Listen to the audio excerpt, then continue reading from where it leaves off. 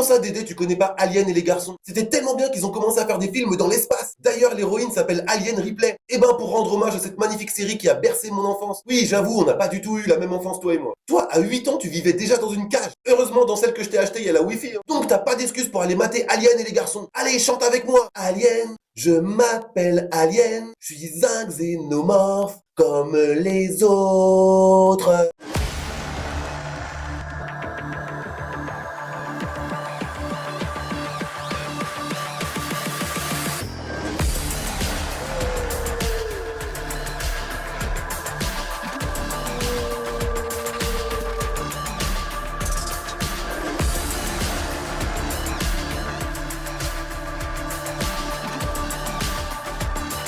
Bonjour et bienvenue dans les Critiques Christiques. Ça y est, c'est la rentrée et on est parti pour une période terrible. Mais pas aussi terrible que ce qui arrive au personnage du film dont je vais parler. J'ai nommé Alien Romulus. Enfin, c'est pas moi qui l'ai nommé. Ne jouez pas sur les mots, Odile. Comme je le disais dans ma vidéo TikTok sur le sujet, j'ai pas mal de retard puisque le film est sorti il y a quelques semaines. Mais j'ai rematé toute la franchise pour préparer cette vidéo. Est-ce que j'étais vraiment obligé de faire ça pour appréhender ce film? Tu le sauras dans cette critique. Allez, on a assez perdu de temps. En plus, faut que j'aille faire des courses après la vidéo. Parce que je n'ai plus de sucre en poudre. Donc on y go, Vance Frigo.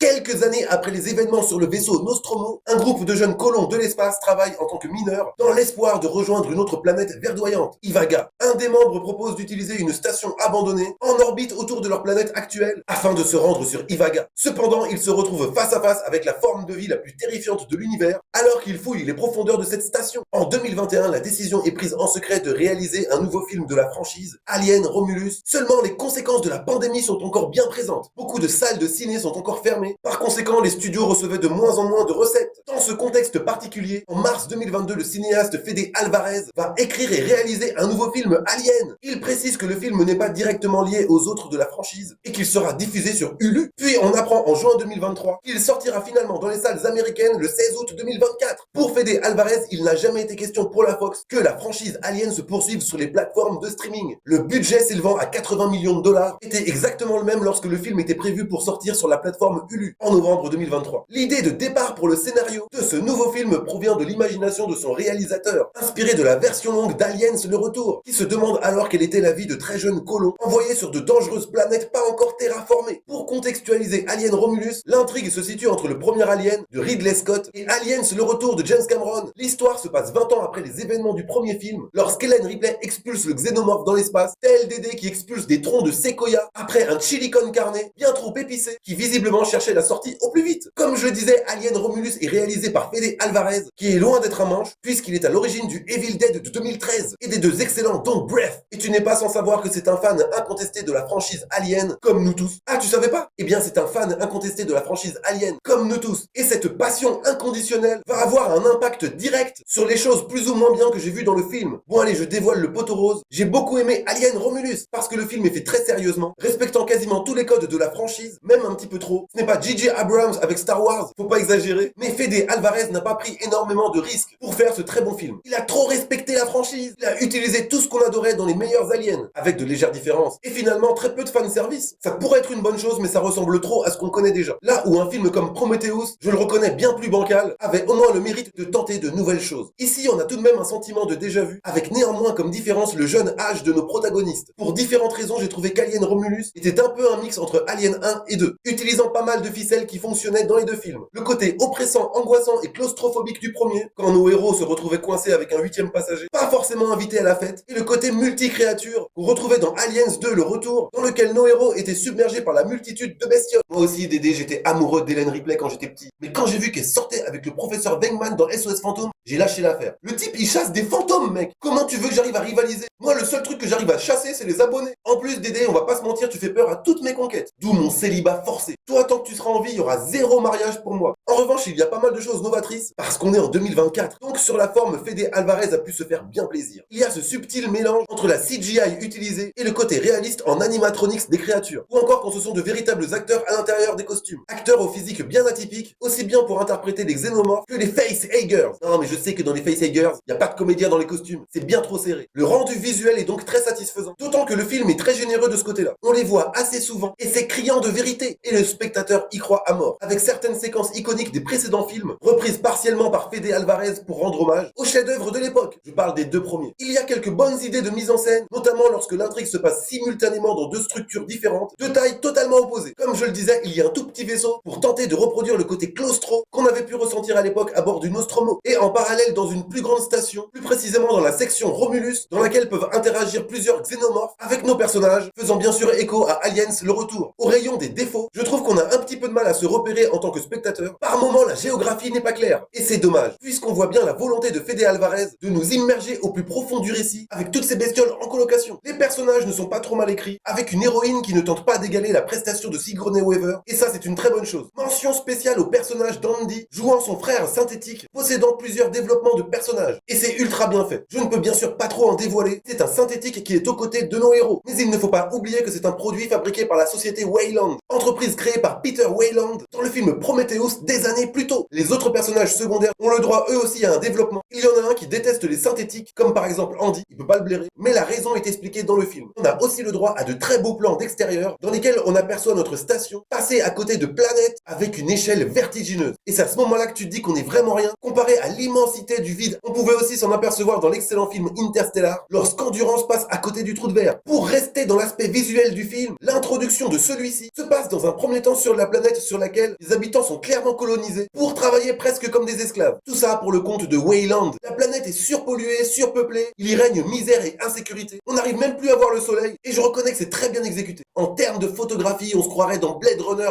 Empire. Pour conclure, je trouve que dans l'ensemble, Alien Romulus est plutôt une réussite, qui en plus cartonne toujours au box-office. On n'est pas du tout dans de la supercherie. Pour ma part, il s'inscrit clairement dans la saga, tout comme pouvait s'intercaler un Rogue One dans les Star Wars numérotés, en mode A Star Wars Story. Ici, ce serait plus un Alien Story, car c'est une histoire en parallèle, très indépendante, qui raccroche un peu les wagons, puisqu'on fait rapidement allusion aux événements qui sont arrivés à Ellen Ripley, et les conséquences que ça a pu engendrer sur cet Alien Romulus. Si tu n'as jamais vu aucun Alien, tu peux tout de même regarder celui-ci sans problème. Mais c'est quand même mieux d'avoir vu au moins le premier, et encore mieux de tous les avoir vus, comme j'ai fait il y a quelques jours. Tout n'est pas parfait dans Alien Romulus, mais le travail a été fait avec passion, et on le ressent à l'écran. Il y a un gros respect du matériel de base, on se sent réellement dans un film Alien, et ce n'était pas gagné d'avance sans une Ellen Ripley qui veut rien savoir. Donc pour moi c'est validé, malgré le manque de prise de risque, pour faire avancer la franchise dans quelque chose de novateur. Mais finalement c'est aussi ça un Alien. Tant qu'il y aura des xénomorphes en activité, ce sera toujours la même chanson. Voilà, c'est tout pour moi, j'espère que tu as apprécié cette vidéo. N'hésite pas à t'abonner, partage, commente, lâche un immense pouce bleu, active la cloche pour être tenu au courant des prochaines critiques christiques et des prochains avis express. Fais-moi un don Tipeee du montant que tu veux, ça peut aller de 1 euro à 10 000 euros, là c'est toi qui vois. Et je pourrais améliorer la qualité de mes vidéos. C'est pas du chantage, hein, c'est la vérité. Enfin, suis-moi sur l'entièreté de mes réseaux, en lien dans la description. Et moi je te dis à très vite pour de prochaines critiques christiques.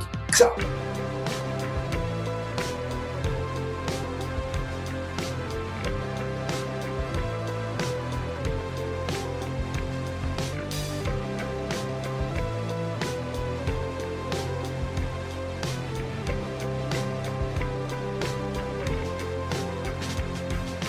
Petit message pour tous mes abonnés YouTube. Il y a quelques temps, vous étiez 200 à me suivre, moi et l'autre Australopithèque, que j'ai baptisé Dédé, parce qu'il mérite pas mieux comme prénom. Et bien là, on vient de dépasser les 300 abonnés, et donc je tenais à toutes et tous vous remercier. Quoi? Qu'est-ce qu'il y a encore, toi? 300, c'est pas beaucoup. Je te signale que c'est déjà pas mal. Arrête de respirer pendant 300 minutes et on verra si c'est pas beaucoup. Oui, je sais, toi t'as 10 000 abonnés, mais c'est que des aliens qui te suivent. Et s'ils te suivent, c'est pas pour ton contenu. En vrai, ils rêvent de te défoncer et de te mettre en cloque juste derrière. Pas de quoi fanfaronner, mec, avec ta grosse tête là. Bon, j'en étais où, moi? Ah oui, merci à vous. Je vais continuer à faire de mon mieux sur cette chaîne pour vous faire honneur. Du mieux que je puisse. Que je pourrais. Du mieux que je peux. Purée, Dédé! À cause de toi, j'arrive même plus à parler français. Allez, dégage de chez moi. Espèce de parasite incapable de dire xénomorphe sans bégayer. Xénomorphe. Ouais, c'est chaud. Bon, allez, j'y vais. Alien, je m'appelle Alien.